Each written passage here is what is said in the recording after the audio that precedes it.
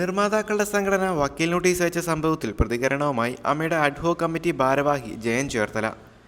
നിർമ്മാതാക്കളുടെ സംഘടനയുമായി ബന്ധപ്പെട്ട് താൻ സത്യമേ പറഞ്ഞിട്ടുള്ളൂവെന്നും മാറ്റി പറയേണ്ട കാര്യങ്ങളൊന്നുമില്ലെന്നും അദ്ദേഹം വ്യക്തമാക്കി. സംഘടനയിൽ നിന്ന് ലഭിച്ച വിവരങ്ങളുടെ ബലത്തിലാണ് താൻ സംസാരിച്ചത്. വക്കീൽ നോട്ടീസിന് അമ്മയുടെ അഭിഭാഷകൻ പ്രതികരിക്കുമെന്നും അദ്ദേഹം പറഞ്ഞു.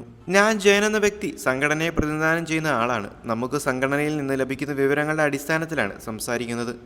എൻ്റെ അറിവിൽ അതെല്ലാം സത്യസന്ധമായ കാര്യങ്ങളാണ്. അങ്ങനെ ഒരു പ്രശ്നത്തിൽ വക്കീൽ നോട്ടീസ് ലഭിക്കുമ്പോൾ ആദ്യം സംഘടന ഇടപെടുന്നത് തന്നെയാണ്.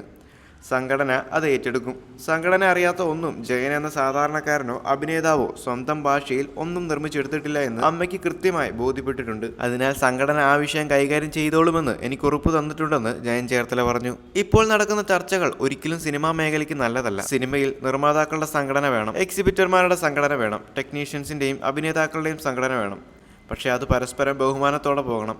എവിടെയൊക്കെയോ വെച്ച് പരസ്പര ബഹുമാനം ഇല്ലാതായി പ്രശ്നങ്ങൾ പരിഹരിക്കപ്പെടും. എല്ലാവരും സിനിമയെ ആവശ്യമുള്ളവരാണ്. ഇപ്പോഴത്തേത് വികാരത്തിന് പുറത്തുള്ള പ്രശ്നമാണ്.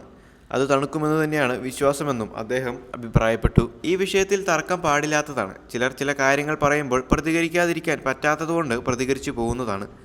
പറഞ്ഞ വസ്തുതകൾ സത്യം തന്നെയാണ്. സംഘടനയുടെ നേതാക്കളുമായി സംസാരിച്ചാണ് പ്രതികരിച്ചത്.